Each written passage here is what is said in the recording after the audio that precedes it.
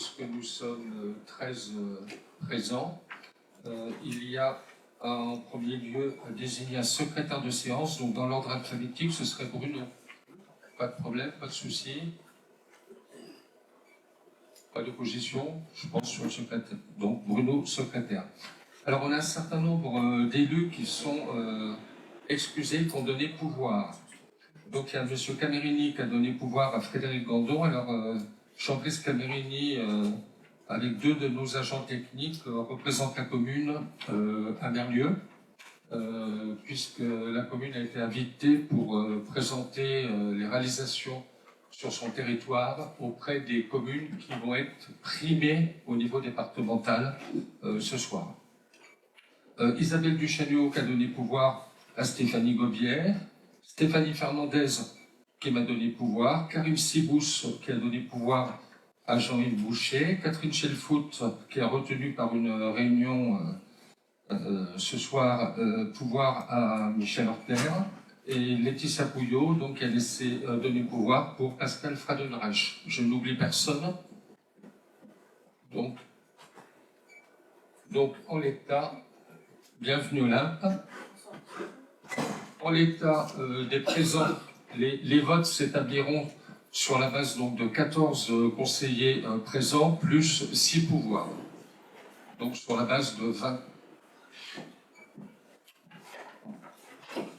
Nous devons approuver le procès-verbal de la dernière séance du Conseil municipal du 12 novembre 2024. Y a-t-il des remarques ou des précisions à apporter? Madame Verneau, alors toujours pareil, on est embêté, il faut passer le micro.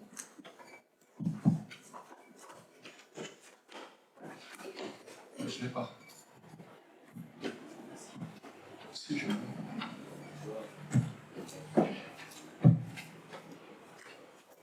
Bonsoir. Pour la délibération 83, il n'y a pas eu de vote de noté dans le compte-rendu. Ah, on va vérifier ça. Je n'ai pas vu, donc... On va vérifier ça tout de suite.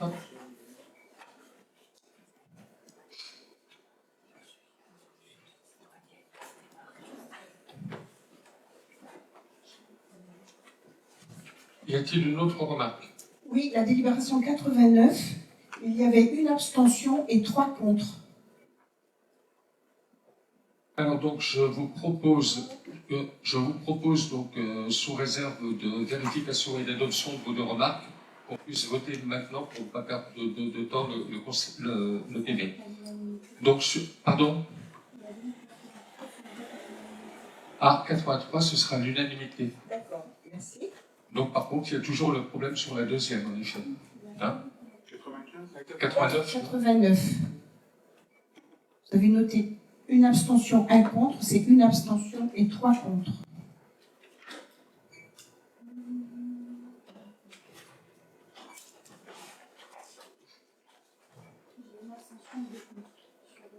Bien, alors là, je propose vérification et on rectifiera donc en effet si besoin, il n'y a pas de souci. Donc sur cette base-là, qui parmi les présents, qui est contre, qui s'abstient, parmi les personnes qui ont des pouvoirs, qui est contre, qui s'abstient, donc le PV sous réserve de la modification donc sera, non, on a nos notes, est adopté. Alors, plusieurs points d'information. Le premier point et le deuxième point, je propose qu'ils soient présentés par Jean-Jacques Cagny, puisque c'est dans ton secteur de compétences. Les deux premiers points, ça ne dérange pas. Alors vas-y, la parole est à toi dès que tu as le micro. Le premier point, c'est quoi? C'est des éléments de bilan des activités de la médiathèque. Très bien. Mais écoutez, oui, je suis très content de pouvoir effectivement faire un peu le point sur les activités de la médiathèque au cours de cette année 2024. Vous avez quelques éléments qui sont à votre disposition, je ne vais pas les reprendre. C'était simplement pour que vous ayez une vue assez précise de la fréquentation de la médiathèque, de la répartition de cette fréquentation des ateliers et des spectacles qui existent et qui rassemblent à chaque fois quand même une population assez nombreuse, et que vous avez pu constater qu'on est toujours entre 2023 et 2024 autour de 5000 et quelques participants, visiteurs, spectateurs. Ces chiffres sont à rapprocher avec les chiffres de l'année 2021, si on repart au 2022, où on était à peine à 1000 personnes pour le même service. Donc, tout ça me semble de bonne aloi. Il y a effectivement, cependant, des progrès à faire et des améliorations à apporter, très certainement. Et en particulier, j'en ai noté quelques-unes sur la présence d'adolescents qui est assez peu nombreuse au sein de la médiathèque. On a une fréquentation d'adolescents, mais ce sont surtout des adolescents qui nous viennent de l'association Coalia et d'autres adolescents qui nous viennent de la maison d'enfants, la Belle Campagne, qui est d'ailleurs assez voisine de la médiathèque. À cette différence près, tout le reste fonctionne assez bien. La fidélisation de la clientèle, entre guillemets, des usagers est assez évidente.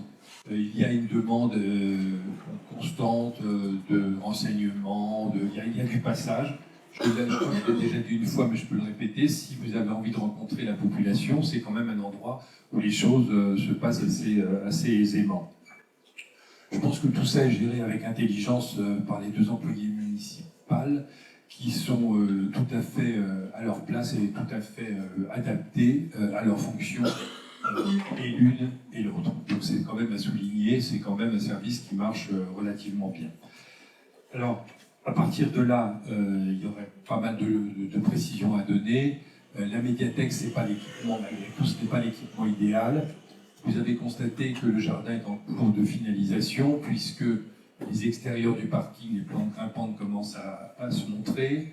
À l'intérieur, on a fait planter une haie de façon à isoler la route de la médiathèque pour des raisons de poussière, de bruit et de visibilité. C'est-à-dire que quand on sera à l'intérieur de la médiathèque, le moment venu, quand la haie aura poussé, on n'aura plus de vue du tout sur la route, ce qui fera quand même quelque chose de plus intelligent. Il restera bien sûr à examiner, mais peut-être dans une prochaine mandature, l'utilisation du bâtiment qui se trouve en fond de parcelle et qui n'a jamais trouvé une vocation tout à fait précise. Donc là, c'est encore un sujet qu'il conviendra d'examiner à un moment ou à un autre. Il y a également, je crois que Frédéric avait vu ça, quelques problèmes de mobilier à préciser, enfin à acheter, etc. Mais enfin, c'est assez annexe. Et il y a bien sûr le gros du sujet qui sera peut-être un jour de récupérer l'entier bâtiment, alors pour peut-être en faire quelque chose lié à la médiathèque ou peut-être en faire autre chose, et je pense en particulier au bureau pour les adjoints qui manquent cruellement dans cette mairie, puisqu'on n'a pas un endroit vraiment adapté pour avoir un bureau, recevoir, etc. Donc voilà un petit peu ce que je voulais vous dire. Moi je suis à votre disposition pour commenter les chiffres, mais je crois qu'ils parlent d'eux-mêmes sur le bilan. Alors sur l'avenir maintenant, l'avenir c'est l'année 2025, c'est-à-dire dans à peu près un mois. On a fait le choix cette année d'un programme culturel varié, comme l'année précédente.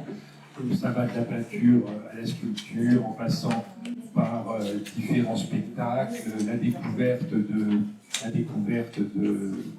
d'instruments de musique intéressants.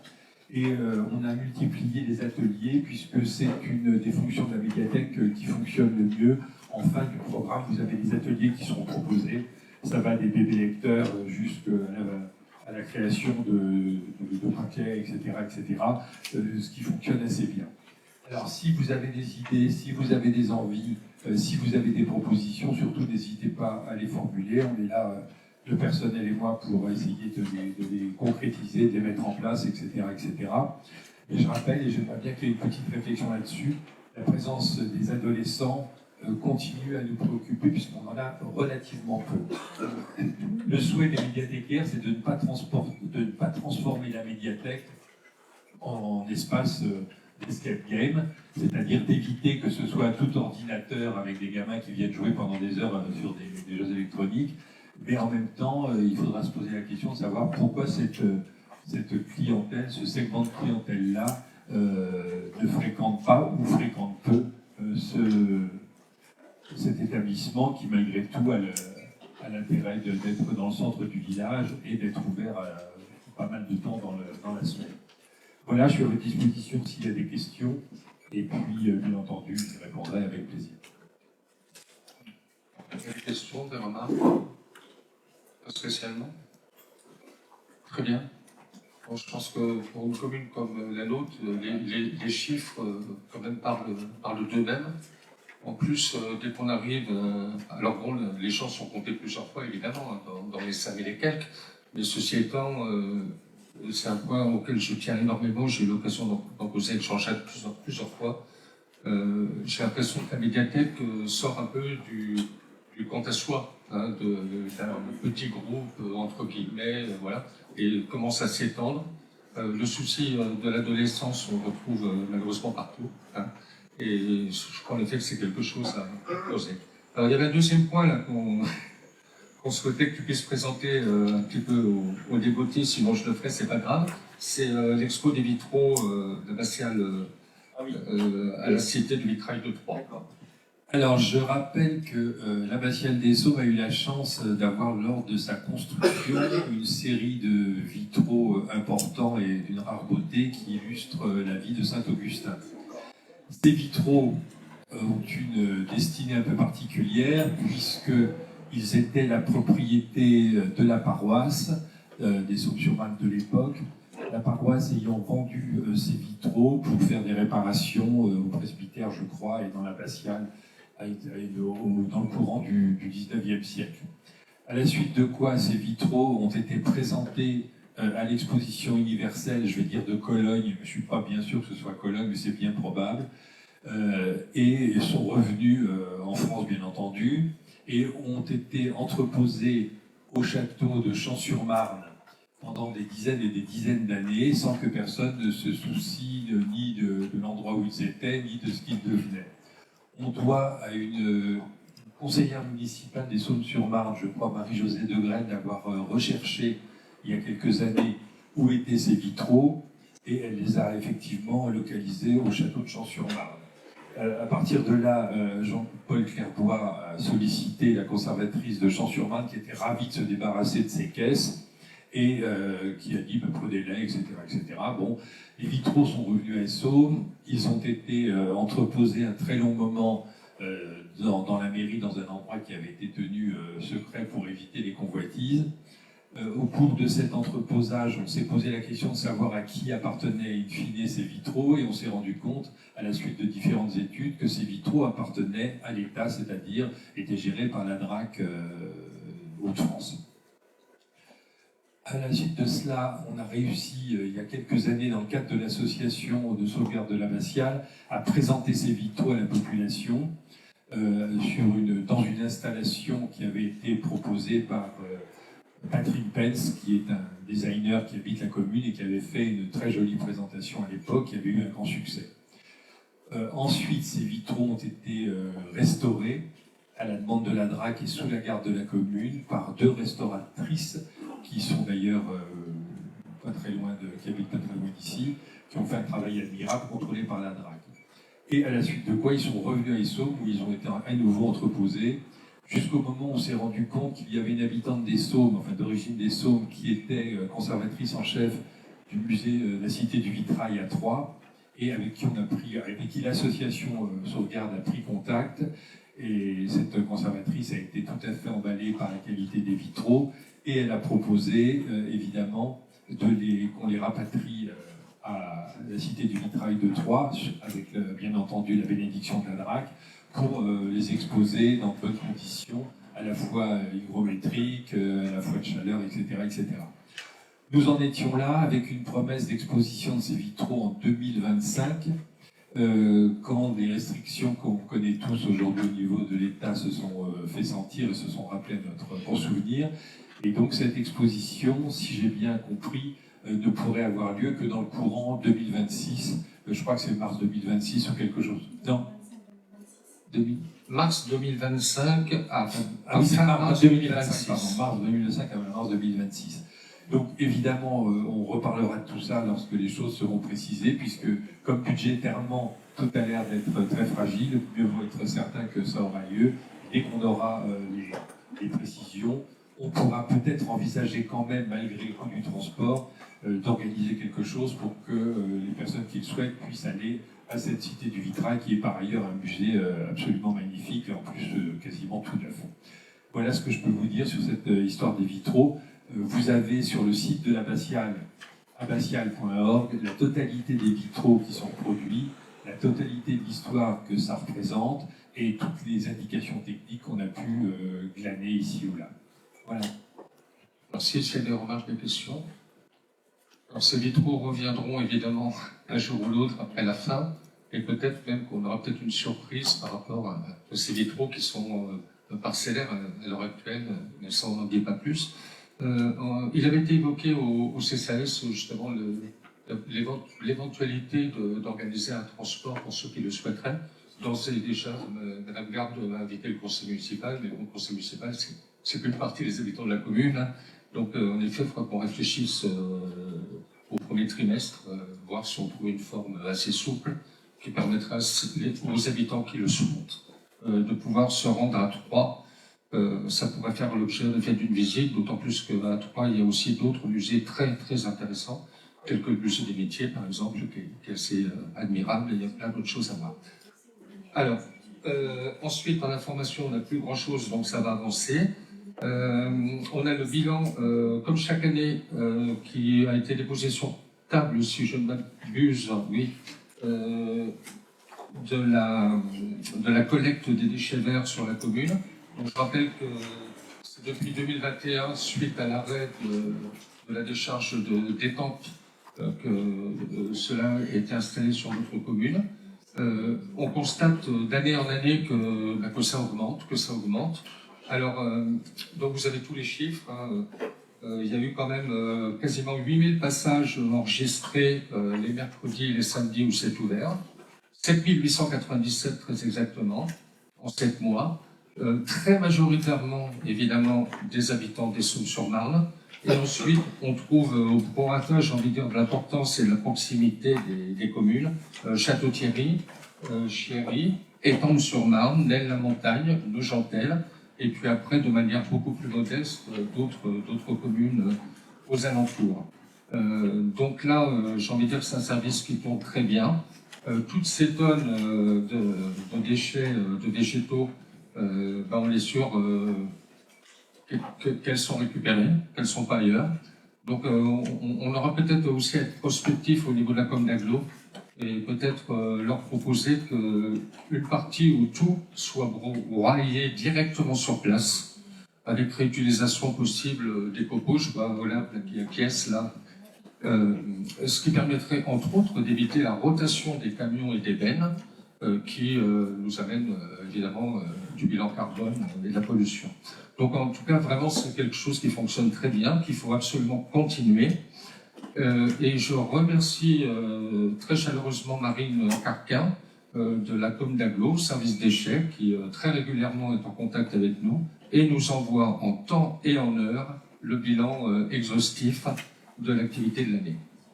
S'il y a des remarques pareilles, allez-y, n'hésitez pas. Non ? On continue. Alors, colis de Noël, très bref, à moins que Jean-Yves veuille le faire, sinon j'y vais.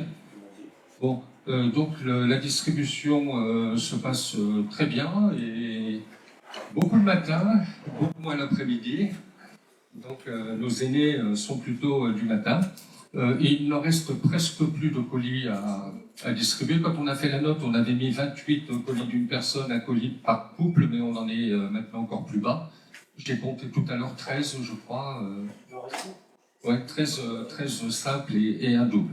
Donc ça se fait très tranquillement et on est très content d'avoir pu répondre une nouvelle fois à nos aînés, en sachant qu'on a changé les règles, mais ça c'est un accord du CCAS au regard du nombre grandissant, et c'est tant mieux du nombre d'habitants qui vivent de plus en plus vieux et qui arrivent à nos 70 ans, 71, 72 par la suite. Voilà, je pense que c'est une activité qu'il faut continuer. et qui rentrera cette année entièrement dans l'enveloppe du CSAS, puisque parfois on avait été obligé de demander un complément sur le budget municipal, là ça rentrera complètement. Dernière information, concours Ville-et-Village-Fleury, donc nous nous sommes rendus à Lens la semaine passée, mercredi 11 décembre, avec Jean-Brice Camerini et Julien Mille, notre responsable technique, pour recevoir donc le prix de la première fleur au niveau régional, après avoir été déjà primé l'an passé au niveau départemental. Alors il faut quand même souligner que c'est assez rare qu'une commune soit primée dès sa première candidature au niveau départemental et qui plus est l'année d'après au niveau régional. C'est assez rare, donc ça nous conforte dans les actions qui sont mises en place. Bon, une étoile, c'est déjà ça, mais il y a encore beaucoup de choses à faire, bien évidemment. Je rappelle que Village-Fleury, dans le temps, c'était les géraniums, les pensées et les tulipes. Ça a complètement bougé, puisque maintenant, c'est la prise en compte de la biodiversité, de la faune, de la flore, et là, ça a complètement évolué. Donc voilà, à continuer, et ça a permis à la délégation de la commune aussi de voir ce qui se fait dans des communes importantes ou des petites communes. Dans les grandes communes, je pense par exemple à Dunkerque, qui a fait vraiment un travail admirable, mais pas seulement. Et pour la petite histoire, il y a une commune où c'était pas le maire qui était là, c'était 2 habitants de la commune, toute petite commune. Pourquoi? Parce que ce sont 2 habitants qui d'eux-mêmes sont allés voir le petit conseil municipal de la petite commune et qui ont dit c'est nous qui nous occupons de tout ce qui est à végétaliser, à changer sur la commune. Et ils ont été primés et ça faisait plaisir à voir. Donc voilà, à continuer. Donc en ce moment, comme je l'ai dit, Jean-Brice Camerini et 2 de nos techniques sont à Berlieux, puisque donc le jury départemental, tous les ans, propose à une commune qui a été primée l'année précédente de venir exposer ce qui s'est fait, pourquoi elle a été primée, aux autres communes candidates de cette année. Donc nos représentants vont avoir ou sont en train de parler pendant plus de 10 minutes, un quart d'heure de ce qui se fait, questions au public du public, et aussi projection d'un diaporama, et aussi projection d'un petit film de 5-6 minutes, où il y a eu des interviews, des prises de vue, dont des prises de vue en drone, qu'on va essayer de récupérer pour la commune et pour pouvoir le présenter auprès des habitants. Donc voilà pour les informations. C'est bon? Très bien. Donc vous avez normalement sur table une délibération qu'on appelle la délibération du quart, enfin, c'est les 25%. Donc ça, Xavier l'expliquera le moment venu, et pourquoi elle ne vous arrive que maintenant. Et vous avez aussi une délibération sur une demande de subvention pour la réhabilitation d'un logement communal, là aussi qui a été déposée sur table. On peut y aller sur l'ordre du jour. Donc, en plus, alors, attendez, parce que là je suis... Hop, hop, hop, hop. Voilà. C'est moi qui commence en plus. Donc, délibération 94, ça va passer assez vite, je pense. Donc, c'est la demande d'adhésion de la commune de La Chapelle-sur-Chézy au syndicat intercommunal de la picoterie. Donc, je vous rappelle que toute commune qui demande à adhérer à un CIVU, il doit y avoir une délibération des communes qui composent ce CIVU afin d'accepter, bien évidemment, l'entrée de cette nouvelle commune. Bon, je vous rappelle quand même qu'au niveau du CIVU de la picoterie, c'est sur un terrain qui est mis à disposition par la commune d'Essômes-sur-Marne, route de Tafournais. Donc, ça gère la fourrière qui récupère les chiens errants, ça sert de refuge, notamment des chiens abandonnés par des propriétaires, des propriétaires qui déposent leur animal parce qu'ils ne se sentent plus en capacité, par exemple, de les garder, mais aussi des chiens qui sont recueillis avec mauvais traitement de la part de leurs propriétaires. Donc voilà, par conséquent, je vous invite bien évidemment à approuver la demande d'adhésion de la commune de La Chapelle-sur-Chézy au CIVU de la picoterie. S'il y a des questions, n'hésitez pas. Nous avons 2 représentants de la commune au CIVU. Si je m'abuse, c'est Jean-Yves et Jean-Brice Camerini, qui sont représentants pour la commune. Des remarques, des questions? En fait, c'est une structure Ils ne vont pas comprendre.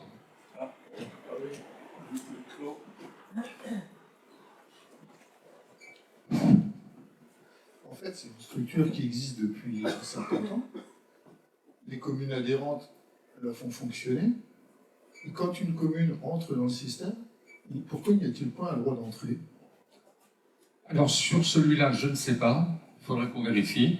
Par contre, sur d'autres CIVU, je pense, là où nous sommes avec Pascal Fagenreich et Michel Horter, il y a une cotisation annuelle. Au-delà de la cotisation, en fait, la commune qui vient adhérer profite de l'investissement antérieur.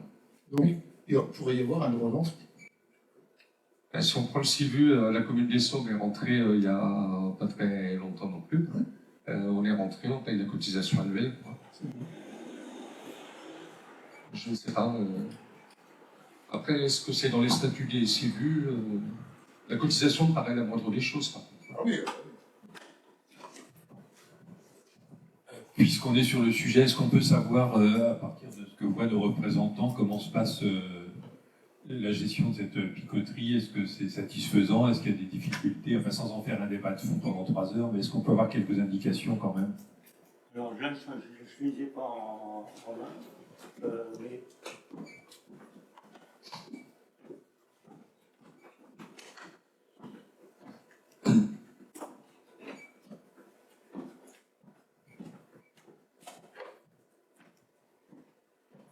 Alors, bonjour à tout le monde. Ce qu'il en est, je vais essayer d'avoir le bilan, et puis je vous le communiquerai au prochain conseil municipal pour vous dire exactement ce qu'il en est. Parce que là, je ne l'ai pas dans les mains.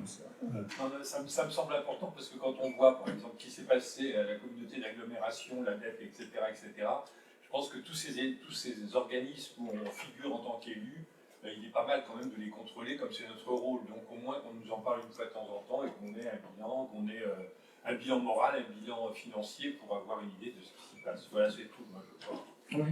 Non, mais je vais voir pour récupérer tout ça et je vous les communiquerai Janvier, février. l'année prochaine. D'accord. Ok. N'importe comment, il y a les assemblées générales, il y a les entrevues, donc c'est normal qu'on soit informé. Très bien. On peut passer au vote? Oh, pardon, madame. Une question, s'il vous plaît. Oui, je rejoins M. Théani. On n'entend jamais parler de réunion de budget, de réunion de bilan. Je l'avais noté aussi, on n'entend pas parler de réunion. Les élus vont aux réunions. On n'a jamais de retour en conseil municipal. C'est une très bonne question, et dans le mandat précédent, il n'y en avait aucune non plus. Donc on ne peut que progresser sur ce sujet. On peut passer au vote? Allons-y. Donc, par rapport donc, à l'intégration de la chapelle sur Chézy au CIVU de la picoterie, qui est contre? Qui s'abstient? Parmi les porteurs de pouvoir, qui est contre? Qui s'abstient? Donc à l'unanimité. On pourrait faire aussi un bilan de la fréquentation de l'ensemble des élus dans les différentes instances. Ça pourrait être intéressant puisqu'on avait fait le choix d'une ouverture qui permettait donc à la fois à la liste majoritaire et à la liste minoritaire de participer à ces instances. 95, c'est ça?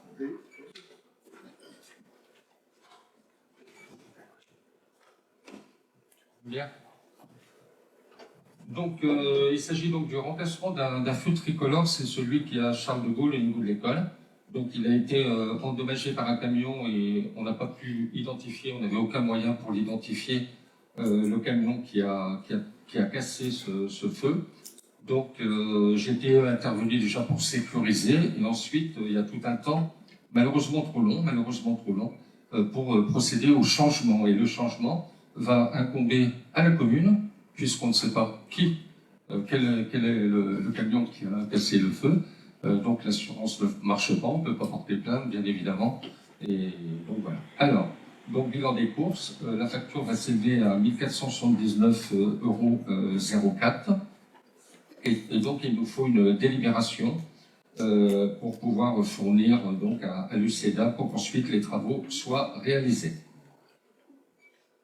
Oui.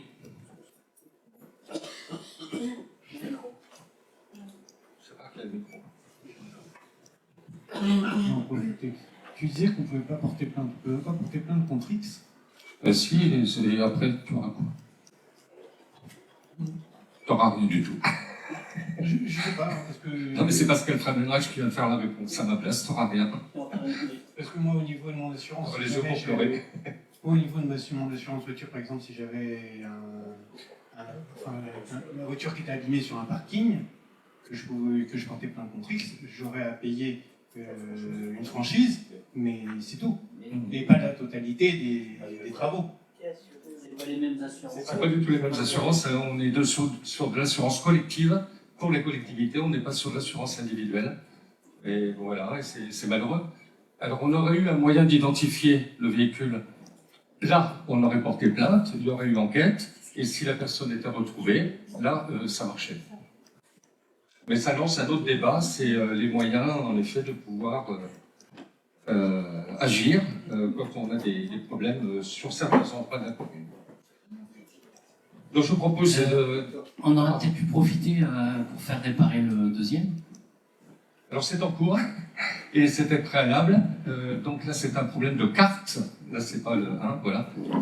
Donc on a toute une procédure à chaque fois pour bien expliquer, ça passe par l'UCEDA, c'est GTIE qui pratique, mais pour que GTIE intervienne, il faut qu'ils aient un ordre de service de l'UCEDA. Donc voilà, ce qui explique aussi parfois un peu les délais compliqués. Ceci étant, pour la commune et pour les administrés, c'est vrai que entre les deux opérations, il y a un peu plus de 2 000 €. C'est qu'aurait pu être employé différemment. Donc je vous propose de passer au vote parmi les conseillers présents. Pardon, Madame Verneau. Excusez-moi. Le référencé signal 322, c'est le numéro du poteau? Oui. D'accord, merci. Tous les pylônes d'éclairage public et tous les pylônes, les bornes d'incendie, les feux rouges sont tous identifiés par un numéro. Donc voilà. Donc vous saurez maintenant quand vous passez devant que c'est le 322. Donc par rapport au vote, donc qui est contre? Qui s'abstient, parmi ceux qui ont des pouvoirs, qui est contre, qui s'abstient, donc adopté donc, à l'unanimité, merci. Je vais passer, maintenant je ne vais toujours pas passer la parole, là, vous m'avez vu cette fois-ci, là. Donc il s'agit de la délib 96, d'un projet qui, s'il est adopté, deviendra une réalité, d'aide de solidarité au bénéfice des logements sinistrés lors des deux événements du 26 septembre et du 9 octobre dernier, donc liés aux inondations. Donc il y a eu une réflexion au niveau de la commission finance, elle était regroupée d'ailleurs, non, je me souviens plus celle-là, non, la commission finance, pour voir si au niveau de la commune on pouvait apporter une aide par rapport aux sinistrés. Donc après un certain nombre de propositions, d'échanges, on est arrivé à une proposition qui me semble relativement claire. Donc je vous redis exactement. Donc la commune propose la création d'une indemnisation pour les habitants sinistrés ayant leur résidence principale dans la commune suite à l'événement climatique survenu, aux événements survenus entre le 8 et le 13 octobre 2024, ayant fait l'objet d'une reconnaissance en état de catastrophe naturelle par arrêté ministériel du 23 octobre dernier. Donc cette aide d'un montant forfaitaire de 100 € par unité d'habitation. On parle bien maison individuelle, appartement ou logement collectif, sans condition de ressources ni d'évaluation sociale. Donc les habitants sinistrés concernés pourront déposer leur demande auprès de la mairie jusqu'au 31 mars, il fallait bien mettre une date butoir. La demande est à présenter sur le formulaire qui va être créé à cet effet, qui doit être en annexe de vos documents. Alors, Une fois que la commission a vu cette mesure possible, il s'était agi de vérifier avec les services, notamment des impôts, de voir d'être bien dans les clous, dans les règles, au niveau de la démarche derrière. Donc il s'ensuit un certain nombre de demandes, c'est toujours comme ça. Donc il faudra donc un relevé d'identité bancaire au nom de l'un des occupants de l'unité d'habitation, d'un justificatif de domicile, d'une attestation de prise en charge de l'assurance habitation, d'une attestation aussi d'assurance sur laquelle devraient être indiquées les informations suivantes: l'identité de la personne assurée, l'identification de l'unité d'habitation, la date de la déclaration du sinistre, l'identification de la mention garantie catastrophe naturelle et le montant de la franchise d'assurance supportée par l'assuré. Ça, ce serait dans le cas où une franchise sera inférieure à 100 €. J'y crois pas trop, mais bon, il fallait prendre cette mesure. Donc les conditions de cette aide sont en cours de validation auprès des services de gestion comptable. La commune d'Essaux donc procédera à l'analyse des demandes reçues et au contrôle des éléments constitutifs de la demande. Donc je vous demande, après en avoir délibéré, d'approuver cette délibération. Je pense qu'il va y avoir des interventions. Pascal, Olympe, après. Alors moi, je suis tout à fait d'accord sur le fond, c'est une très bonne initiative. Et pourquoi pas plus? Parce que 100 €, c'est vraiment minime. Oui. On fait l'ensemble des questions et on y répond après. On va peut-être investir dans un troisième micro, peut-être, hein.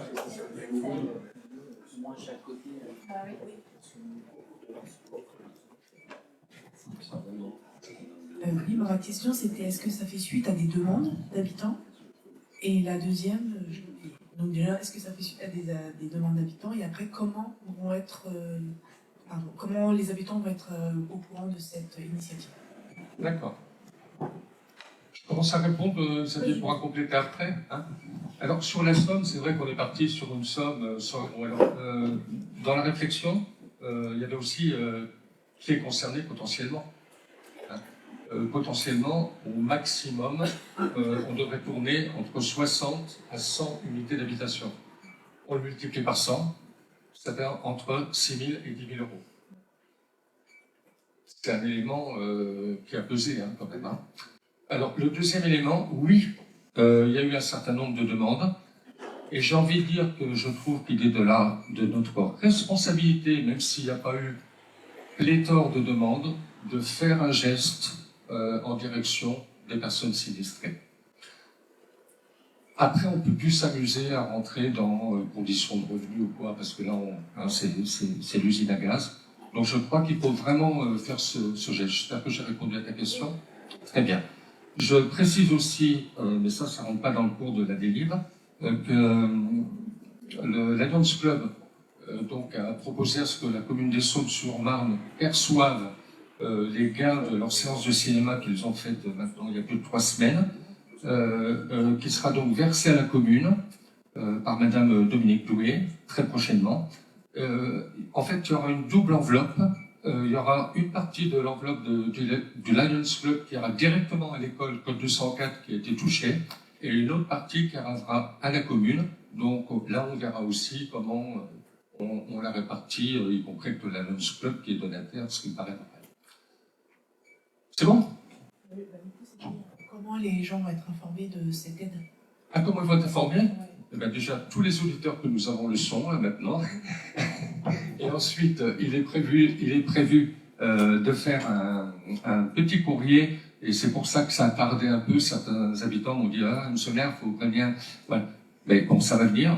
Pourquoi? Parce que dans ce petit courrier, il y aura l'aide, il y aura où on est l'état d'avancée du dossier de catastrophe naturelle du premier événement qui n'est toujours pas ratifié par le comité interministériel, et il y aura 2 ou 3 autres éléments d'information dedans. Donc l'idée c'était de faire un tout en un, dans les jours qui viennent avant Noël. Par ailleurs, évidemment, Facebook et compagnie. Hein. Oui, Xavier. Merci. Alors, en complément, on veillera à ce que sur la prochaine newsletter, si bien sûr c'est le souhait, si c'est votre souhait ce soir, on veillera à ce qu'il y ait une information dans la prochaine lettre d'information dématérialisée, et il y aura un article en complément dans le prochain bulletin municipal qui est actuellement en cours de préparation. Voilà, je voulais juste préciser une chose, c'est qu'on a fait de nombreuses recherches pour voir si un dispositif existait, pardonnez-moi, je n'ai pas d'autre mot, par ailleurs, dans d'autres communes, etc. Et en fait, on n'en a pas trouvé du tout. Donc on est vraiment sur un dispositif très original, pour le coup. La seule chose qui s'apparente à peu près à ça, c'est un dispositif qui a été créé par le conseil départemental du Pas-de-Calais l'an dernier et en début d'année pour les innovations que vous connaissez. Voilà. Très bien, s'il y a une réponse aux questions, on peut passer au vote. Donc par rapport à la délibération 96 que nous venons d'évoquer, qui est contre, qui s'abstient, parmi les porteurs de pouvoir qui est contre, qui s'abstient. Donc merci pour ce vote à l'unanimité. Je passe avec plaisir la parole à Xavier Christophe Lecomte pour la 97. Bonsoir à toutes, bonsoir à tous. Vous permettrez juste une petite pensée pour la population mahoraise. J'ai quelques amis là-bas et ça me touche beaucoup ce qui leur est arrivé. Alors, point numéro 97, révision de l'aide pour l'achat par les habitants de la commune d'un récupérateur neuf d'eau de pluie. Donc vous connaissez le principe de cette aide, il s'agit d'inciter les habitants de la commune à investir dans ce type de matériel pour récupérer tout simplement l'eau de pluie à des usages domestiques conformément à la réglementation. Sur cette aide, vous connaissez les conditions, il y a un montant, il y a deux plafonds en fait. L'aide est égale à 50% de la dépense, plafonnée à 50 €. Et le but de la proposition de ce soir, c'est d'augmenter le plafond de 50 € pour le porter à 75 € pour encourager encore un peu plus les habitants à s'équiper de ce type de matériel. Avez-vous des questions, des observations, des remarques? Alors le vote. Si on peut passer au vote. Donc qui est contre, qui s'abstient. Parmi les personnes qui ont des pouvoirs, qui est contre, qui s'abstient. Donc nouveau vote à l'unanimité. Nous allons passer à la 98. Là, il y en a pour quelques pages, puisqu'il s'agit des tarifs communaux pour 2025. Alors, tarifs communaux pour 2025. Si vous le voulez bien, vous avez déjà les tarifs qui vous sont présentés dans la note que vous avez en page 5 je cherche la fin, jusqu'à la page numéro 11. Je vais surtout évoquer devant vous les tarifs pour lesquels on propose une évolution en 2025. A contrario, ceux que je n'évoquerai pas sont ceux qui restent stables.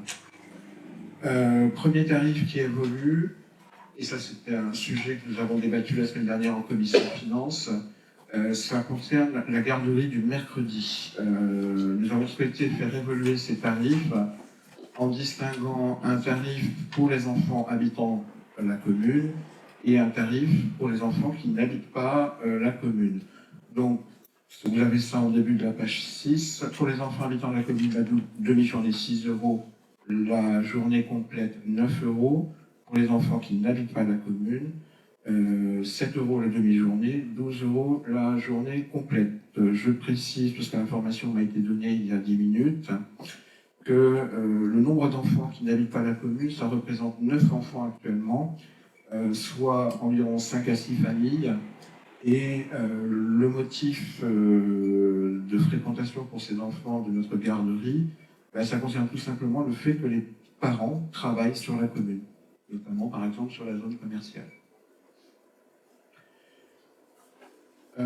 Autre évolution tarifaire qui est proposée, ça concerne les locations de salles polyvalentes et communales.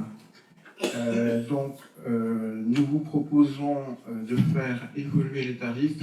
Pour certains d'ailleurs, ils sont très anciens, vous avez les dates qui vous sont précisées, pour créer un tarif été et un tarif hiver. Donc l'idée, le tarif été, c'est le même tarif que l'année 2024 et avant. Le tarif hiver, c'est le tarif 2024 majoré d'un supplément qui correspond au chauffage utilisé dans ces salles. Quand nous avons préparé ce travail, nous avons fait une petite étude dans différentes communes du secteur et nous nous sommes rendus compte que beaucoup d'entre elles pratiquaient une tarification spécifique pour la période hivernale. Alors nous, on vous propose pour la salle communale un tarif journée supplémentaire de 30 € et 50 € pour la salle polyvalente. Et vous avez certaines communes qui sont à plus de 100 €. Vous avez également des communes qui facturent au nombre de mètres cubes consommés, ce qui n'est pas simple à gérer. Voilà. Autre évolution également, c'est la création d'un forfait casse. Ça va beaucoup plaire à Frédéric. En cas de casse de chaise ou en cas de casse de table, nous vous proposons de créer un forfait de 35 € par chaise cassée, 100 € par table cassée. Alors, l'étude que je vous citais sur les tarifs pratiqués dans les communes environnantes, on est allé même assez loin. On trouve des tarifs casse de chaise jusqu'à 108 € et des casses de table à 424 €, et je ne l'invente pas, c'est à Montmirail. Pour les autres tarifs qui évoluent, donc sur les logements communaux qui sont loués à des personnes physiques, vous connaissez les contraintes, on les a déjà évoquées depuis plusieurs années. Les seuls logements sur lesquels nous pouvons intervenir sur les loyers sont ceux qui sont conformes à la réglementation énergétique. Et puis chez nous, ça concerne les 2 logements situés au-dessus des classes de mono. Donc on vous propose une augmentation de loyer pour ces logements de plus 1,25%. Je précise que l'indice de référence a évolué de plus 2,47%, donc c'est à peu près la moitié. Pour le reste, alors il y a les augmentations automatiques qui sont prévues par les baux en vigueur, donc ça je n'y reviens pas. Pour le reste, les tarifs restent les mêmes que ceux de 2024. Je vois Olympe, je suis sûr que tu as une observation. Non, je regardais l'adresse. Avez-vous des observations, des remarques, des propositions peut-être? Non. Non, pas écoutez, le vote. Voilà, je pense que c'est une proposition relativement équilibrée, c'est-à-dire qu'à la fois on garde un certain nombre de tarifs, parce que c'est pas la peine, vu les augmentations qu'on peut trouver à droite et à gauche, d'en mettre une louche. Et d'un autre côté, sur certains points, on introduit de nouvelles normes, ou alors on prend en compte en effet la saison hivernale. Je pense que c'est l'un dans l'autre. Et pareil, au niveau des enfants de la commune et hors commune. D'ailleurs, il y a eu le même débat, là, je vois Eric Brem ou Michel au niveau de la commune d'Aglo hier soir. Oui, c'était hier soir. Où là aussi, il y a un tarif différencié, à part que la majoration pour les enfants hors commune d'Aglo est de 40%. Donc là, on met une différence, mais on ne met pas non plus une différence, j'ai envie de dire, trop importante. Donc si on peut passer au vote, donc par rapport à l'ensemble des tarifs communaux pour 2025, qui est contre, qui s'abstient, parmi celles et ceux qui ont un pouvoir, qui est contre, qui s'abstient. Merci pour ce vote à l'unanimité. Je ne sais pas si ça va continuer comme ça, mais ça éviterait qu'on se trompe éventuellement dans le compte-rendu. Il y a une demande de parole de Pascal Tranomèche.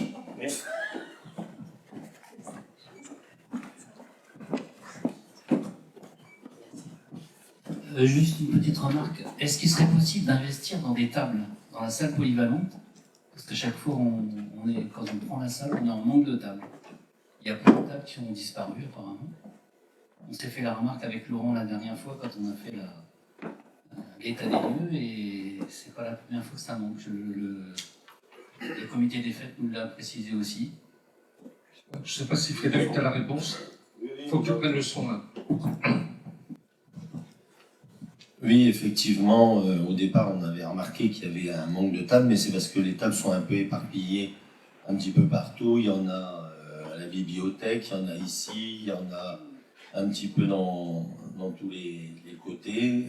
J'ai regroupé toutes les tables, et quand on loue la table, quand on loue la salle polyvalente, le nombre de tables correspond, je dirais, au nombre de personnes qui doivent être assis, et je crois que c'est de l'ordre de 170. 170, c'est ça même, oui. 170. Et effectivement, on a des tables aussi qui sont Non, cassées. le nombre, c'est 170, mais par contre, Ah, si. tu dis que les tables, c'est peut-être pas ça. On peut vérifier, on peut regarder.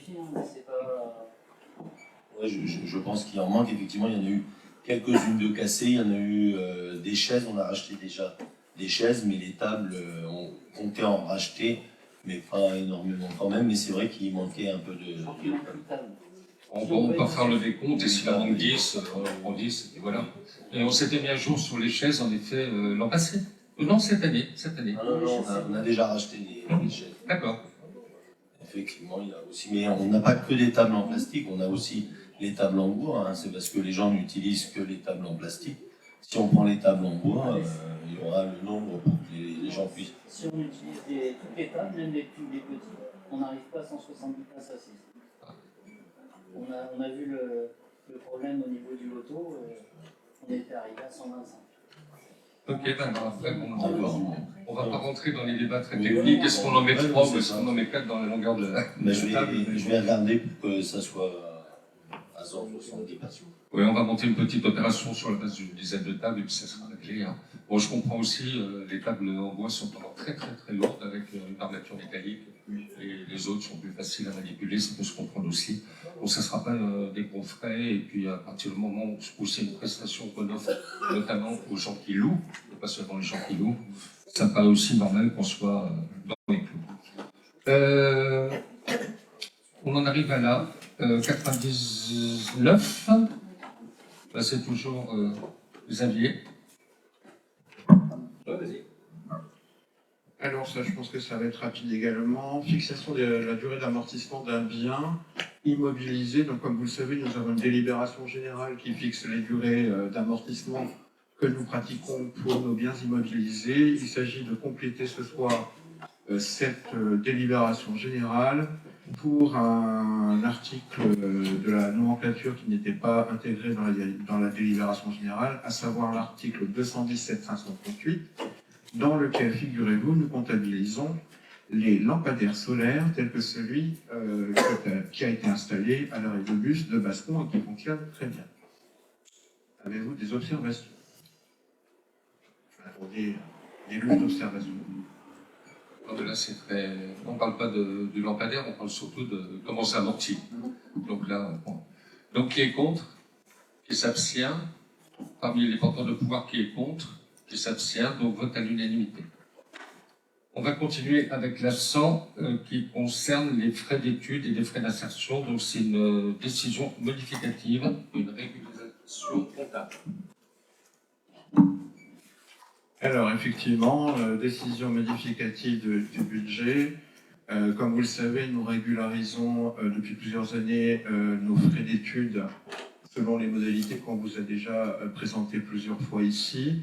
Il s'agit simplement de faire ce travail pour l'année 2024 en ce qui concerne les frais d'études qui ont été suivis de travaux cette année. Donc ça concerne une somme de 12 878,79 €, très précisément. Avez-vous des observations? Alors le vote. Donc qui est contre, qui s'abstient, parmi les porteurs de pouvoir qui est contre, qui s'abstient, donc unanimité. On passe à la 101, là c'est une ouverture de crédit pour les amortissements, c'est régularisation comptable aussi.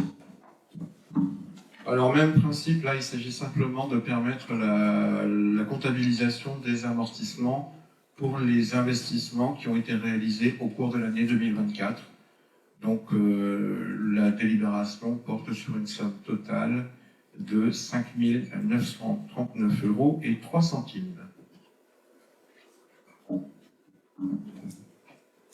Pareil, on essaie de gagner du temps, donc qui est contre, qui s'abstient, porteur de pouvoir qui est contre, qui s'abstient, donc unanimité. Je tiens à préciser que ça peut paraître un peu fastidieux, un peu technique, mais ça rentre aussi dans la bonne régularisation aussi de notre fonctionnement au niveau comptable, et ça c'est très important.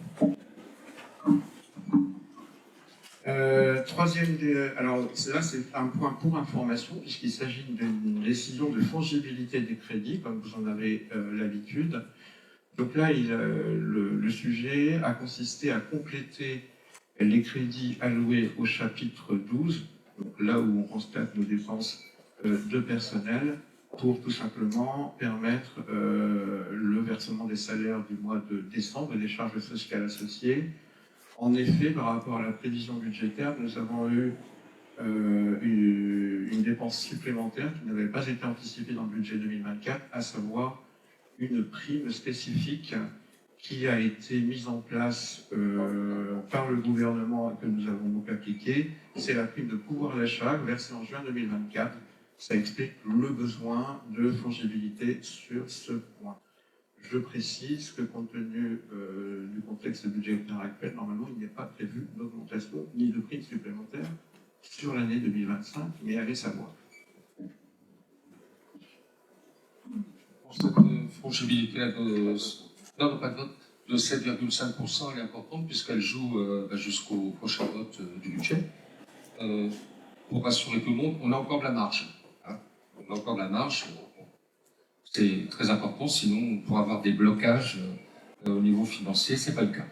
Alors là, on passe à la 102, qui pour le coup sera votée. Alors, une proposition, j'allais dire, comme je l'ai dit en commission finance, de saison, puisqu'il s'agit d'autoriser Monsieur le maire à engager, à liquider et à mandater les dépenses d'investissement jusqu'à ce que le budget 2025 soit voté, donc ce sera fin mars prochain.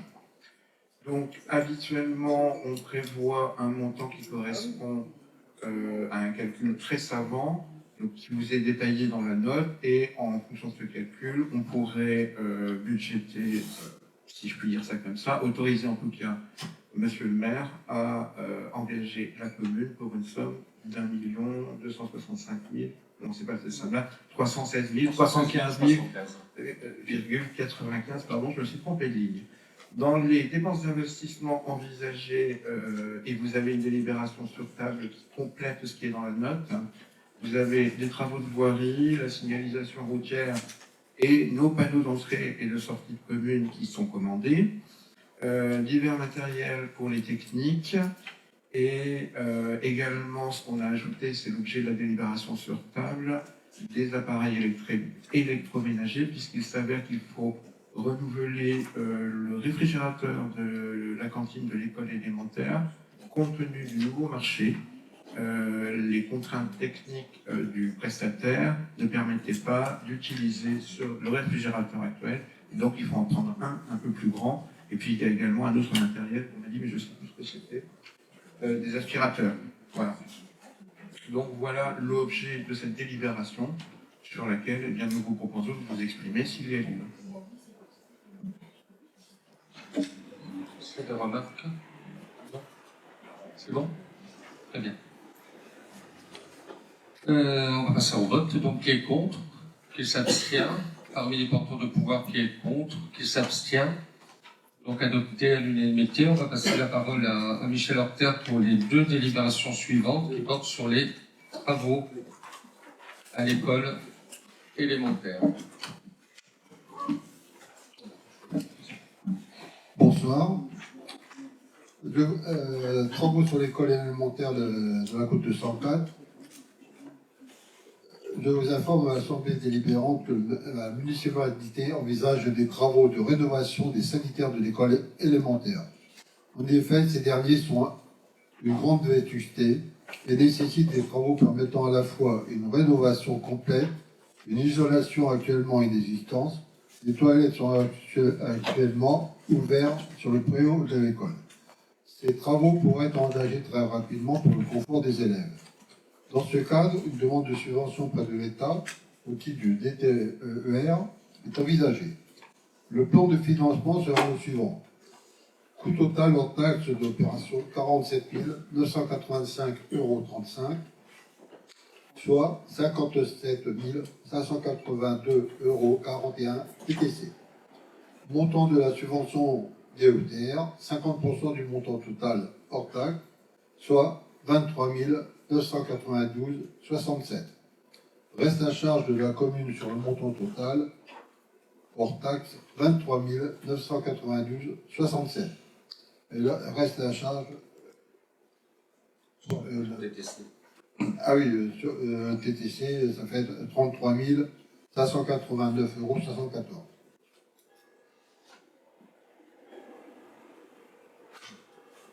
C'est des remarques? Oui.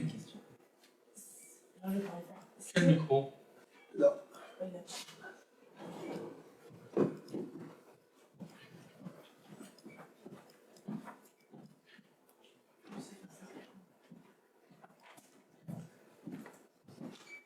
Je voulais savoir si on n'a pas la subvention, est-ce que les travaux seront quand même maintenus? Et est-ce qu'on peut les maintenir dans le budget? Alors déjà, quand on demande une subvention, on espère en l'avoir. Premièrement. Donc, deuxièmement, on réfléchit par rapport à l'ensemble des subventions qu'on demande à la fois dans la DETR qu'on fait maintenant parce qu'on est limité, puisque le dépôt des dossiers, même incomplet, Stéphanie, que je dise pas de bêtises, au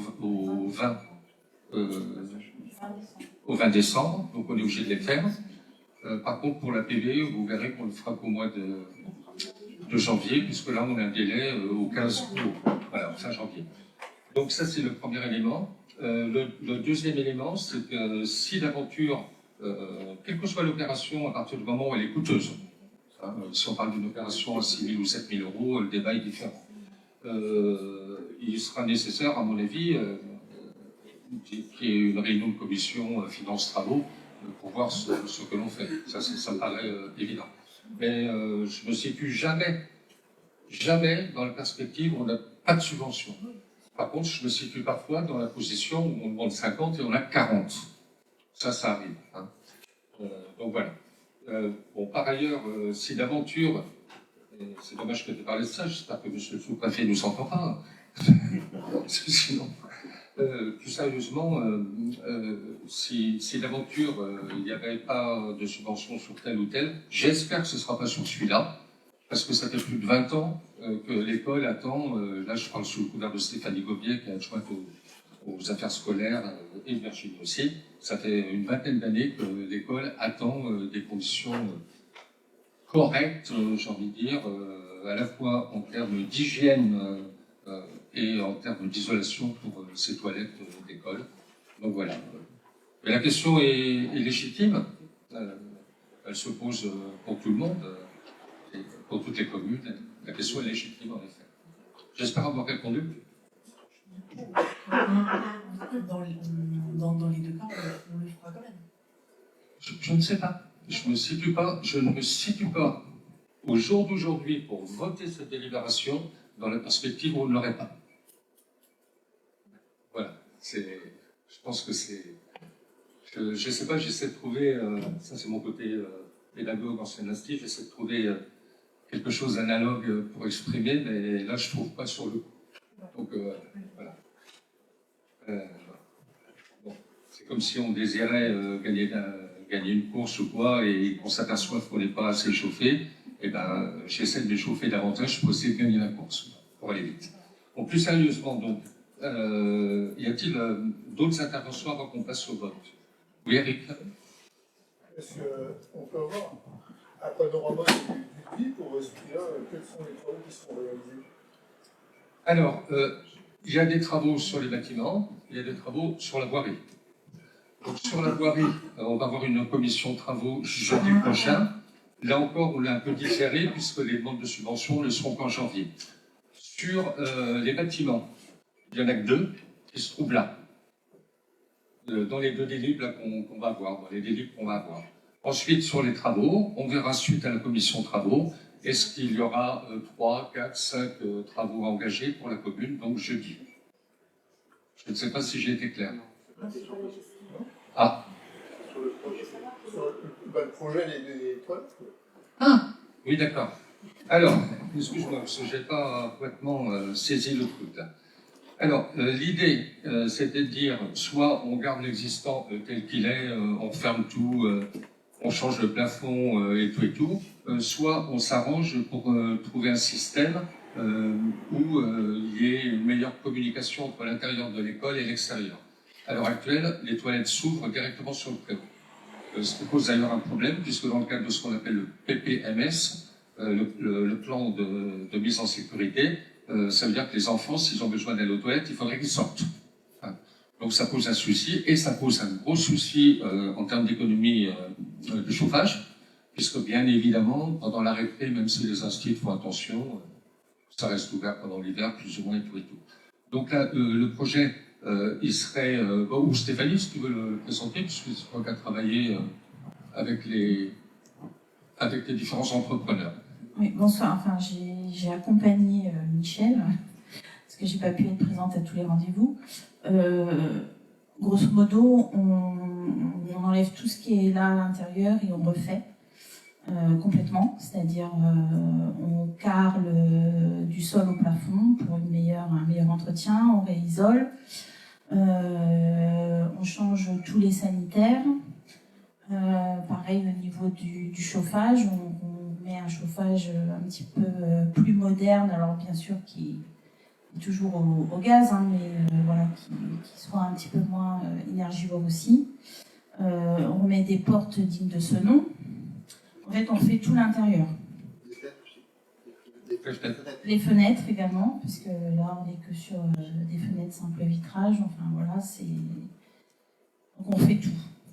L'électricité, la plomberie, parce qu'il y a des problèmes d'évacuation, les toilettes sont régulièrement bouchées, les techniques interviennent très régulièrement et malgré tout, voilà, donc l'évacuation est refaite également intégralement. Et il y a eu un échange avec les enseignants par rapport à ce projet. Voilà. Ça aurait peut-être pu être présenté en commission de travaux, parce que c'est quand même des travaux conséquents. Oui, là on est sur la demande de subvention et en effet, on pourra en parler. Et en amont, peut-être des propositions en amont. Peut-être, en effet, oui. Bon, c'est quelque chose qui traîne depuis très longtemps. Là, on a eu quand même un phénomène d'urgence avec le dépôt des dossiers. On a eu beaucoup de commissions, on a eu les inondations, on a eu ceci, cela. On fait une commission travaux. Je ne sais plus là combien que c'est depuis le début du mandat, mais ce n'est pas la première. Hein, ça commence à... Voilà. Ça sera vu jeudi. Ouais, on a sollicité différentes entreprises qui ont mis un certain temps à se déplacer, un certain temps à nous effectuer des devis. Donc enfin, voilà, on est un peu pris par le temps. Voilà. Après, il y aura quand même, sur discussion travaux, une réflexion, enfin, une nouvelle construction de toilettes pour qu'ils puissent avoir accès par l'intérieur. Investir filles et investir garçons, et que les enfants qui seront dans l'école ne seront pas obligés de sortir. Il sera vraiment sécurisé, et là, ils seront à l'intérieur. Et ça, c'est une discussion pour les prochains travaux qui sont à faire. C'est bon? Donc je propose qu'on passe au vote. Qui est contre? 1. Quelqu'un prend bien les résultats du vote? Donc 1 contre pour l'instant. Qui s'abstient? 1, 2. Parmi les personnes qui ont des pouvoirs, qui est contre? Qui s'abstient? Très bien. Donc unanimité, moins 1 contre et 2 abstentions, si je ne m'abuse. Et nous avions dit... Pardon? 1 contre 2 abstentions, nous avions dit que nous étions sur 20 votants. C'est bien ça?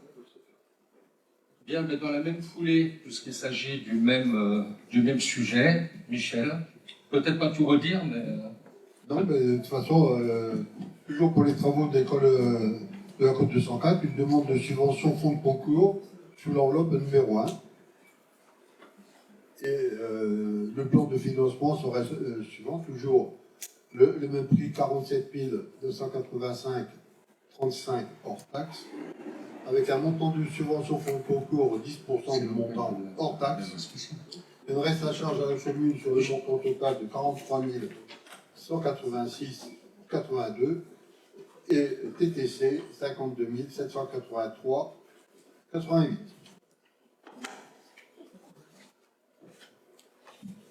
Donc, comme on est sur le même sujet, où il s'agit justement de compléter le taux de subvention, donc 50 plus 10.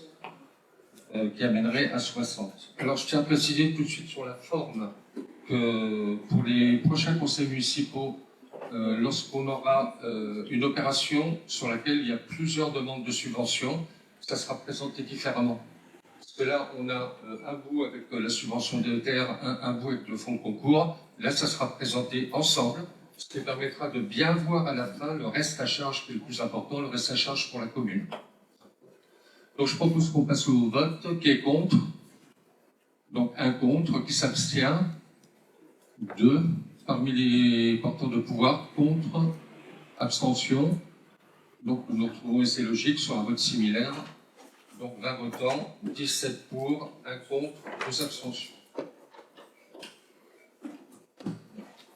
J'ai fait un calcul rapide, le reste à charge est autour de 30, même pas 30 000, je crois à peu près 26 000. 28 791. Alors, ah bah tiens, 28 791, 20,21. Voilà. J'avais fait, mais je me souvenais plus que j'avais fait en bas de page. Et bon, on continue, Michel. 105, rénovation d'un logement communal, demande de subvention DSIL cette fois-ci. La demande de subvention, c'est pour le logement communal qui est au-dessus de la poste. Nécessite des travaux de rénovation afin d'être en conformité pour être à nouveau proposé à la location. Les travaux de réhabilitation prévoient notamment 6 lots comprenant une phase de démolition des doublages de la salle de bain existante, un lot de doublage de cloisons menuiserie intérieure, un lot de menuiserie extérieure, un lot d'électricité et ventilation, un lot de plomberie sanitaire et un lot de peinture. À ces travaux s'ajoutent des travaux de carrelage, d'électricité de chauffage et de couverture en zinc de la partie cuisine. L'architecte en charge de la maîtrise d'œuvre estime la rénovation complète du logement à 114 300 € hors taxe, soit 137 160 € TTC, hors honoraire. Pour financer ces travaux, il propose de solliciter l'État au titre de la DSIL, dotation de soutien d'investissement local. Le plan de financement sera le suivant. Au total de l'opération, 114 300 000 € hors taxe. La subvention DSIL, 40%, 45 720 €. La part communale sur le montant total hors taxe de 60 580 000 €. Et TTC, ça fait 91 440 €. Y a-t-il des remarques, des questions? Oui. Je peux donner la parole à Jean-Jacques. Le montant me semble quand même important et nécessite qu'on pose des bonnes questions. J'espère que je vais le faire. Mais est-ce qu'on a une idée du prix expertisé de cet appartement? Est-ce qu'on sait combien, grosso modo, mètres carrés, combien vaut-il en l'état? Parce que 115 000, 137 000, ça commence à, comme dit une amie, à faire du bruit. Oui, alors, ça, je ne l'ai pas l'expertise. Par contre, ce qu'il faut voir, c'est, comme le débat précédent, c'est le reste à charge de la commune. Et si on regarde le reste à charge actuel, en faisant le calcul par rapport au loyer existant, sachant qu'il est vide pour l'instant, on est à une rentabilité à un peu moins de 10 ans, ce qui correspond quand même à quelque chose de tout à fait correct, je vais dire. Voilà, sur la base d'un logement qui est situé plein centre-bourg avec tous les commerces. Et là, c'est pas... Je précise aussi qu'on avait fait faire une étude par donc le cabinet d'architecture qui permettait de casser des murs, d'améliorer énormément l'habitat. Et là, quand on a vu les chiffres, là, on a arrêté. Donc voilà. Par contre, on avait eu déjà des premiers échanges sur, parmi l'ensemble du patrimoine de la commune, qu'est-ce qu'il y aura à valoriser. Valoriser, ça veut dire soit refaire, mettre en état, soit vendre, parce que derrière valoriser, il y a les deux. Et il avait semblé en effet que certains logements, dont celui-ci, paraissaient quand même prioritaires à être gardés et rénovés. Est-ce qu'on a une idée du nombre de mètres carrés? Alors oui, on a le détail, y compris la cour de 232 mètres carrés. Alors j'ai pas le dossier sous les yeux. Non, mais environ quoi. Non, mais il n'y a aucun souci, on peut fournir un. Non, sur la base Ça se loue. c'est 30. On a tout, on a encore vérifié tout à l'heure avec Stéphanie. Moi, j'ai revu tout le devis de. Est-ce que vous l'avez le devis de. Ah, ok. Parce que là, ça fait déjà. On va te le redonner. Ça fait pratiquement un an qu'il est inoccupé. Ça fait pratiquement un an qu'il est inoccupé. On en avait déjà parlé des On en avait déjà parlé. On avait été obligé de faire en urgence la toiture avec un très bon taux de subvention. Donc voilà. Alors, ce qu'il faut savoir aussi, c'est qu'en dessous, c'est la poste. Et je crois qu'on a tout intérêt à valoriser cet appartement, parce qu'en dessous, on a un service qui est celui de la poste. Mais qui va disparaître, qui est appelé à disparaître de toute façon. Je ne sais pas s'il est appelé à disparaître. Moi, je ne suis pas devin. Ce que je sais, par contre, c'est que pour cette année, on fait partie des rares communes à avoir une amplification de l'horaire d'ouverture d'un poste. C'est un bureau qui fonctionne très très bien. Très très bien.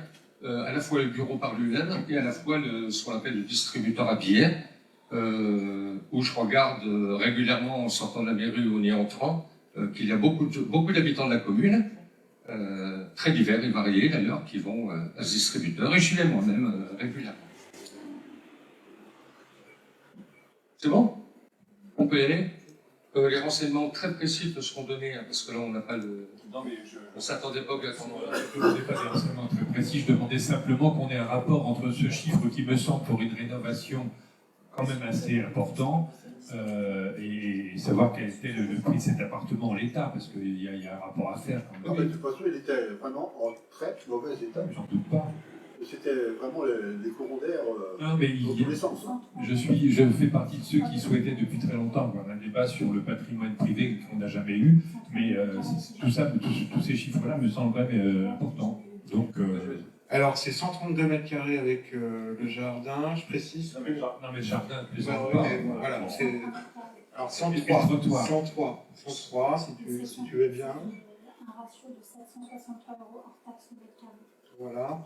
Une chose que je voulais préciser, c'est que dans le reste à charge tel qu'il est précisé là, il faut également intégrer le remboursement de la TVA qui va intervenir l'année prochaine au taux que je ne vous annoncerai pas parce que j'attends que la loi de finances soit votée.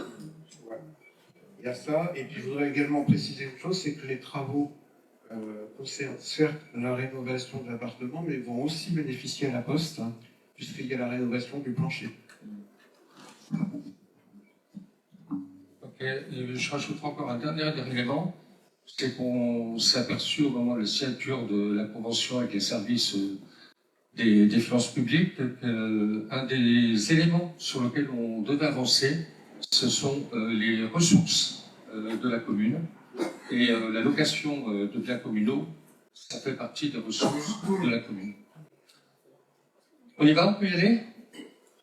Par contre, moi j'engage Stéphanie à fournir l'ensemble du document à tous les conseils municipaux. On va l'envoyer à le devis du cabinet d'architecture à l'ensemble des conseils municipaux. Donc on y va, donc qui est contre? 1. Pour l'instant. Qui s'abstient? 1. Parmi les porteurs de pouvoir, qui est contre? Qui s'abstient? Donc 18 pour, 1 contre, une abstention. Merci. On en arrive aux ressources humaines. Alors, un moment important de la vie de la commune, tous les 5 ans, là c'est tous les 6 ans, il s'agit du recensement de la population 2025.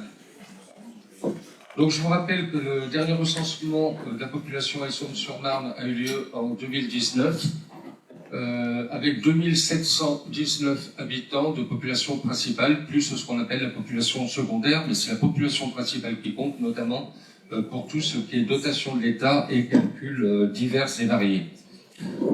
Pourquoi 6 ans au lieu de 5? C'est tout simplement parce qu'il y a eu le Covid, et donc certaines communes ont été retardées d'1 an dans le nouveau recensement. On y est. Donc cette campagne de recensement va débuter donc le 16 janvier prochain, j'ai envie de dire que c'est demain, jusqu'au 15 février 2025. Donc c'est une des étapes essentielles pour la réussite.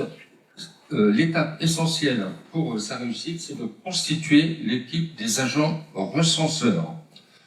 Il s'avère que les mêmes bases ont été retenues par l'INSEE qu'en 2019, c'est-à-dire qu'il y aura 7 personnes nécessaires pour accomplir cette mission. L'objet de cette délib est bien d'arrêter les noms des recenseurs et le mode de rémunération de ceux-ci.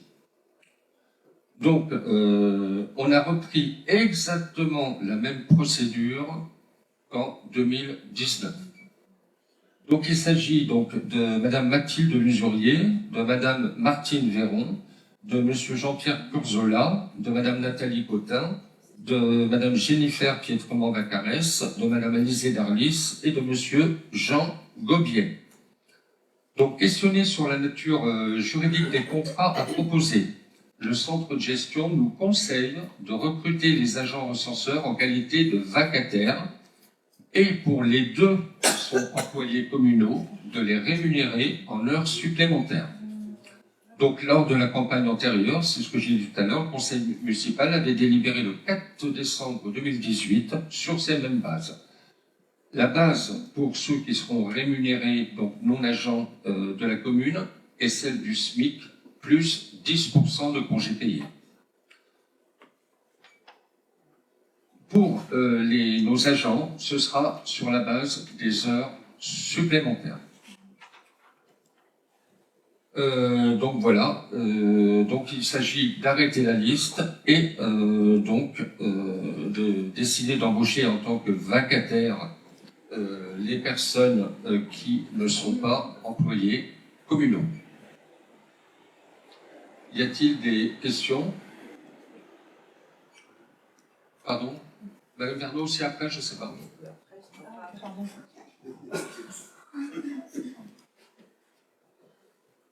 Petite question. Est-ce que ce sont les employés communaux qui se sont portés... Non, non, on leur a poussé de force. Non, mais... Bien évidemment, nous avons demandé Non, à parce que je pense nos que ça manquait employés... pas des agents recenseurs, quoi. Nous avons demandé à nos employés communaux quels étaient ceux ou celles qui étaient prêts à le faire.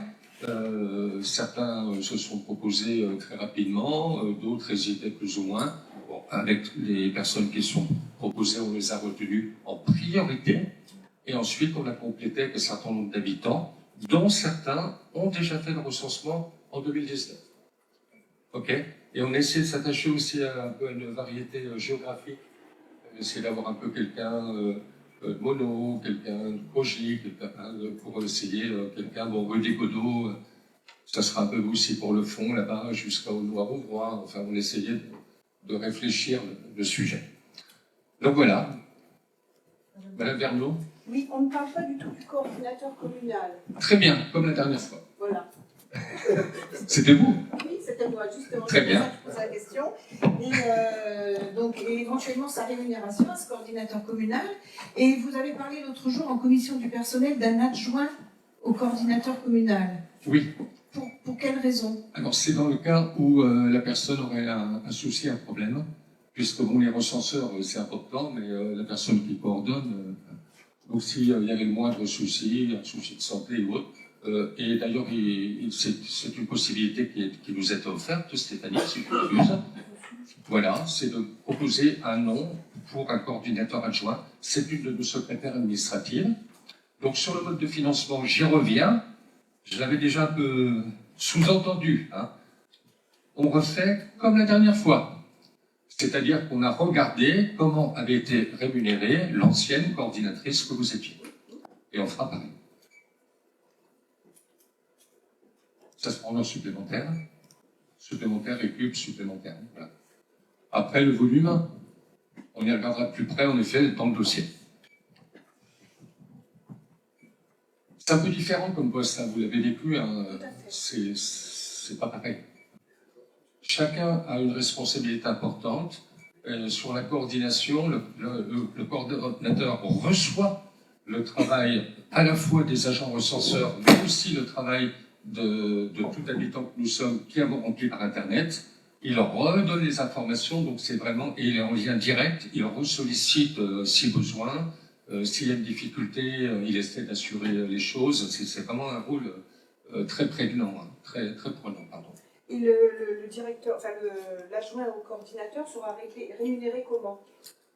Ben, on espère que... Uniquement si on en a besoin. Voilà, on espère qu'il n'y aura pas besoin. Sinon, bon, je ne souhaite pas problème à Stéphanie, elle nous s'en fout.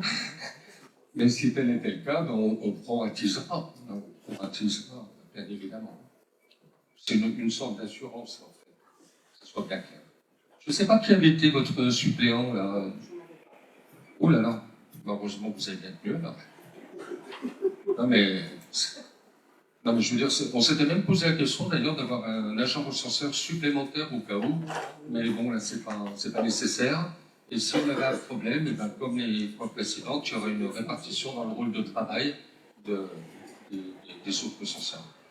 Non, mais j'insiste, hein, c'est vraiment un boulot très important, d'autant plus que la plupart des communes qui ont été recensées depuis et les analyses qui sont faites au niveau démographique montrent dans la période et encore pour un certain temps une baisse de la population dans le département de l'Aisne. Donc c'est quand même quelque chose qui est important. Derrière, il en découle beaucoup de choses. Pas seulement financières. Et une commune qui perd de ses habitants, derrière, peut perdre aussi l'activité économique, peut perdre beaucoup de choses. Très bien.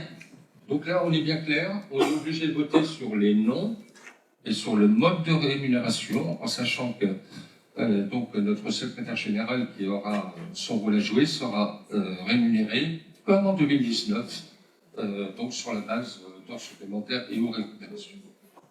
On y va? Justement, je prends pas part au vote, étant concerné. Oui, étant concerné, puisque un des recenseurs est un membre très proche de ta famille. Donc, en effet, c'est à ton honneur. Donc, on va voter sur la base de 19 personnes. Qui est contre? Qui s'abstient? Pour les porteurs de pouvoir, qui est contre? Qui s'abstient?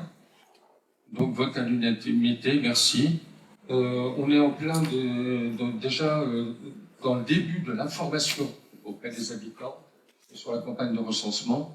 On a toute une procédure qu'on a vue avec l'INSEE, assez longue et complète. On en remettra encore au niveau des vues de la municipalité, puisque ce sera dans la période.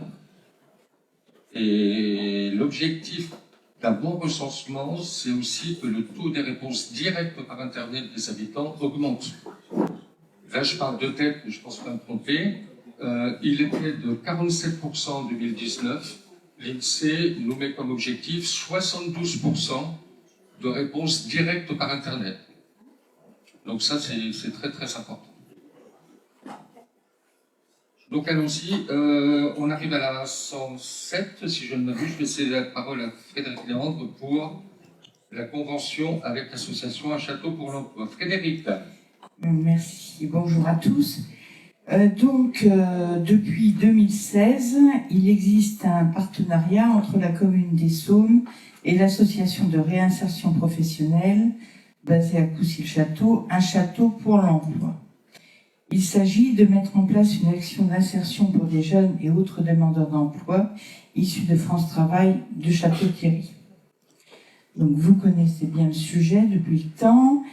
Je vous précise que pour l'année 2025, l'action est prévue pour 12 bénéficiaires, que le montant global de l'action est évalué à 69 723 € hors matériaux et matériels, que le programme d'action prévoit à la fois des travaux de maçonnerie et l'entretien d'espaces verts, notamment l'entretien et les nettoyages du rue, divers travaux de maçonnerie, des travaux d'entretien des espaces verts, tonte, débroussaillage et taille, et l'entretien des chemins, berges et parcours de santé. Donc, afin de poursuivre le partenariat avec cette association, il est proposé la signature d'une convention pour l'année 2025. Je vous engage donc, si vous en êtes d'accord, à autoriser Monsieur le maire à signer la convention avec l'association Un Château pour l'Emploi. Vous avez des questions?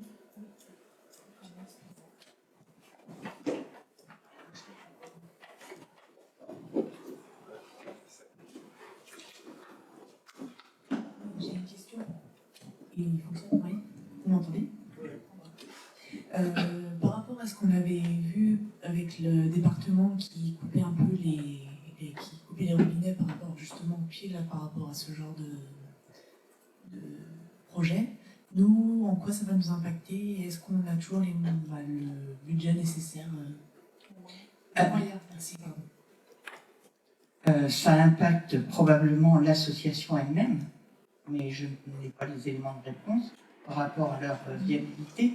Mais nous, de toute façon, ça, on parle de la part restendue à la collectivité, qui est demandée à la collectivité. Nous, ça n'influe pas, ça ne change rien, nous, Depuis 2016, c'est grosso modo le même montant d'une année à l'autre. À peu de choses près. Pascal, oui. Moi, ça va être bref. Hein. Moi, je suis d'accord pour la réinsertion, mais je ne suis pas d'accord sur ce que j'ai évoqué en commission du personnel, mais je ne vais pas faire chez vous. C'est pour ça que je m'abstiendrai.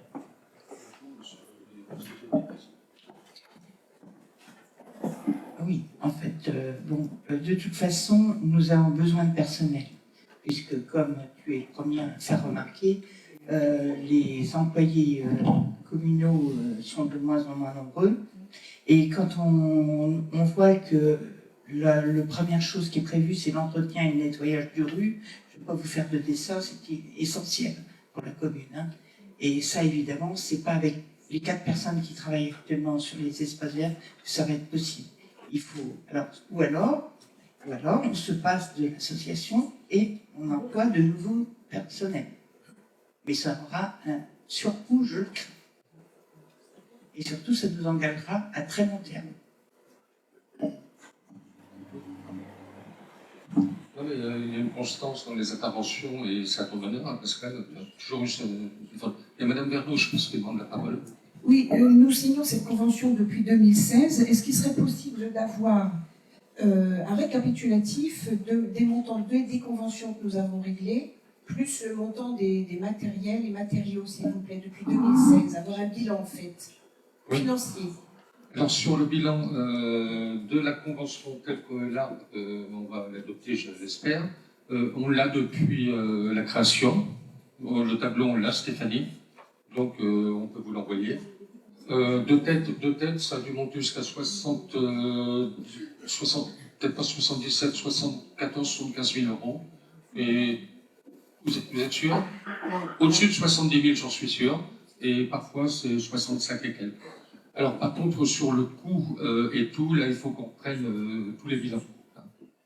Alors, le coût, il dépend aussi, là, c'est pareil, c'est un peu ce que dit Frédéric Léandre, hein, c'est par rapport aux travaux qui sont faits. Quand, par exemple, il y a eu les travaux de l'abord du temple, même s'il y a eu beaucoup de récupération, notamment des pierres et tout, il y a eu quand même de l'achat.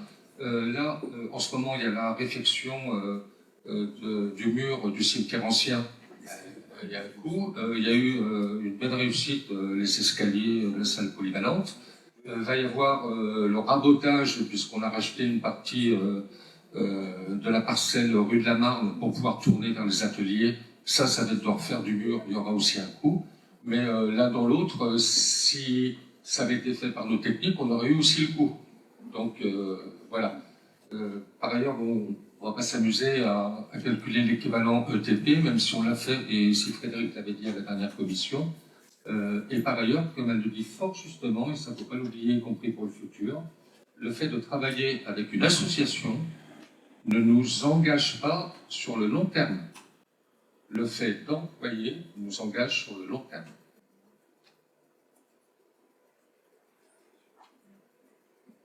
Est-ce qu'on a répondu à toutes les questions?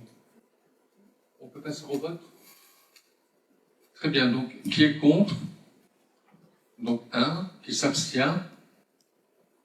2, parmi les porteurs de mandat qui est contre? Qui s'abstient? Donc on est sur 20 votants avec 1 contre, 3 abstentions, ce qui va faire 16 pour. Très bien. On arrive au bout du bout. Alors, agenda. Je serai jeudi à 15h30 à l'usine d'EFTA à l'invitation de M. le sous-préfet qui tenait à se rendre auprès de l'usine suite aux inondations. Il y aura d'ailleurs un certain nombre d'autres personnes présentes. Nous avons donc une commission de travaux jeudi à 18h. Il y aura, alors là, qu'on comprenne bien les choses, il y aura une mini brève commission des personnels avant le prochain conseil municipal du 7 janvier, d'une demi-heure maximum, parce que nous n'avons qu'un point à voir à la commission des personnels, qui s'il n'est pas ensuite voté en conseil municipal, va nous redécaler d'un mois ou deux. Donc on vous propose tout simplement, on fait une demi-heure avant, un petit temps de commission des personnels, on débat de ce point qui sera préparé et où il y aura l'information, on le vote en commission et ensuite on engage le conseil municipal. Oui. En fait, ce sera à 18h et ce sera fusionné finance et personnel. Ah ben j'en étais pas au courant, donc je suis bien content de l'apprendre. Ok, je pense que c'est la même raison.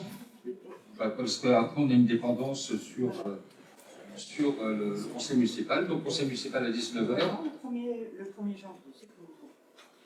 Et ensuite, les vœux de la municipalité. Alors là, c'est traditionnel entre communes, on essaie d'avoir toujours le même calendrier. Donc pour nous, c'est le 3e jeudi du mois de janvier. Donc ça sera le jeudi 16 janvier à 18h45. Voilà. Oui. J'ai une question, s'il vous plaît. Au dernier conseil municipal, nous avons attribué le marché de la restauration scolaire et à une entreprise. Vous deviez nous donner le prix unitaire du repas. Ah, c'était fait. Ah. Ce sera fait incessamment sous peu. D'ailleurs, on a eu la visite d'une personne VIP pour avoir des détails matériels hier. Donc, il faut absolument le faire, puisqu'en effet, c'est une demande qui date d'un mois, il faut y répondre. Très bien. Bon, écoutez. Ah, Pardon, je me quitte le micro. Lors du dernier conseil municipal également, nous avions reporté une délibération concernant l'artificialisation des sols. Oui. Alors ça, là c'est volontaire, on préfère attendre un petit peu et revoir ça.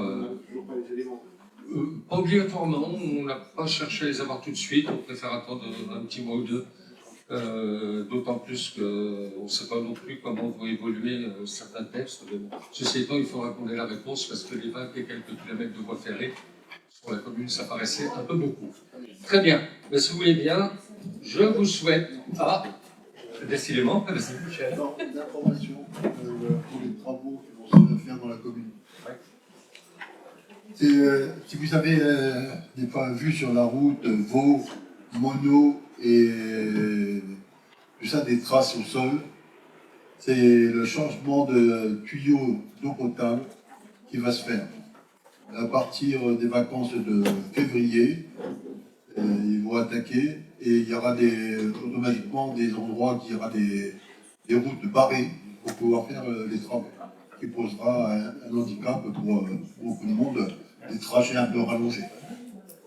Voilà. Comme pour les autres travaux, comme la bord des tours, on aura une information préliminaire de tous les riverains et quand c'est des travaux vraiment très conséquents, on utilisera la téléalerte pour que l'ensemble des habitants de la commune soient concernés. Ne me dites pas qu'il y en a encore, parce que sinon ça va vous coûter cher. Je prends le risque, c'est justement sur ce que Michel disait. J'ai remarqué effectivement le traçage au sol, et sur notamment ce traçage, j'ai remarqué qu'il y avait des traces sur un dos d'âne. Et je voulais savoir s'il y avait un engagement du prestataire qui va faire les travaux de remplacer ce qui sera éventuellement détruit. Oui, mais ben, ça on regarde bien. Bon, je propose quand même que par rapport à toutes ces choses qui soient rajoutées, on en ait connaissance avant le conseil municipal, ce qui permettrait d'éviter une fin un petit peu chaotique. Mais, si vous me le permettez, je vais vous souhaiter de belles et de bonnes fêtes de fin d'année à toutes et à tous. Merci.